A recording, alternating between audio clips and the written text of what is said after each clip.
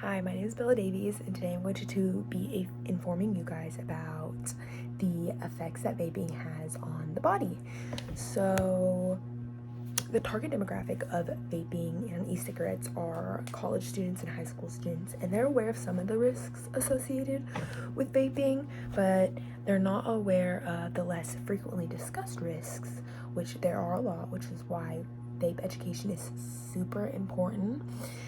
And unfortunately, despite all the dangers of vaping, it's become rather addictive and an irresistible part of so many kids' lives. They enjoy that they are able to vape unrestrained by parental rules. They fit in with their other e-cigarette smoking peers. It reduces stress and keeps anxiety under control. And they don't need to go outside to smoke. There's no tobacco smell around them, and they don't even need to carry a lighter with them.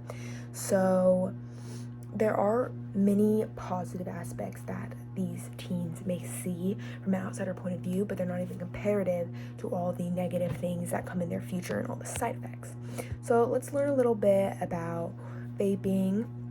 So people say all the time that vaping is not as bad as smoking cigarettes, but vaping still doesn't prevent any health problems. Still can cause problems such as popcorn lung, and popcorn lung can lead to death.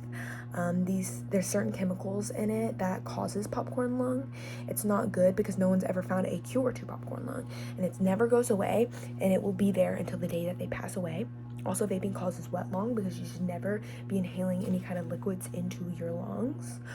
People think that vaping is just being used by adults, but that's not true at all. The target audience is young adults, teenagers, high schoolers. They've learned about vapes and electronic cigarettes from their friends and all the advertising there is online, and it seems cool and harmless, but it is in fact hurting them. Now that we know a little bit about what vaping is in the backstory, let's learn about some side effects that it has on the body. So vaping is not good for people's bodies, and it could cause things like muscle pain, headaches, dry mouth, just really uncomfortable things. And these are more on the lower side of the side effects. The brain is still developing until about 25, and the target demographic is younger people, high school, college, and all these people are under 25. So using nicotine in your adolescence can make permanent damages and harm parts of the brain that control attention, learning, mood, impulse control. Vaping also can cause eye, nose, throat, severe headaches, nausea, and organ damage.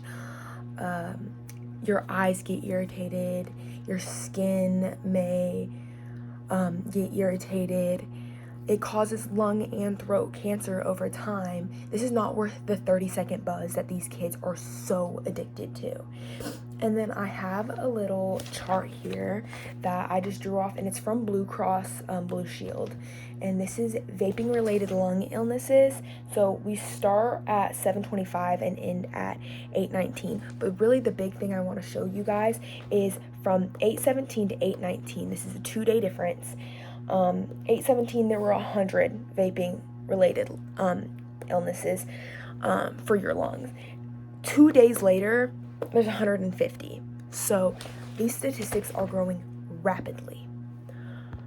Now that we're a little bit aware on the damages and that really this could affect anyone, no matter your health, no matter your age, no matter if you're an athlete in your prime condition or if you're lazy and you don't move, you're still at risk for these.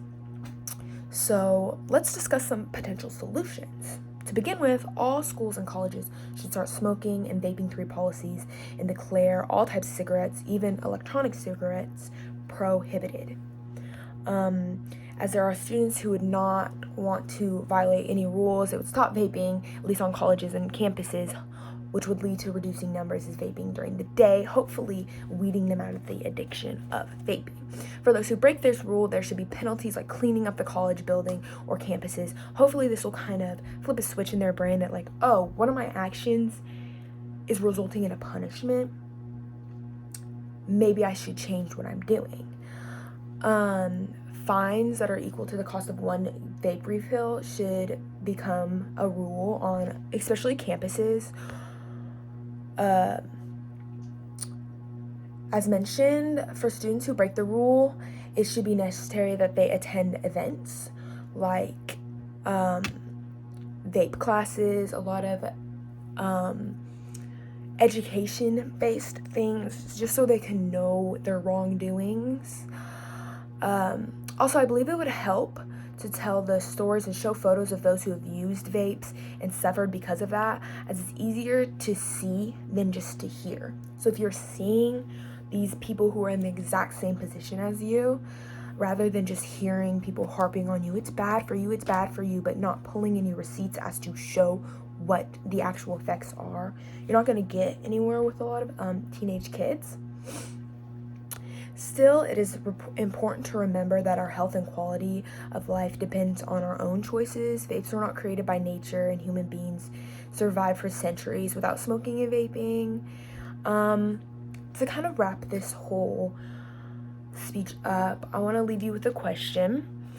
Is it a necessity to vape? Was not put in our minds by nature? Do we need it? Do we really need it?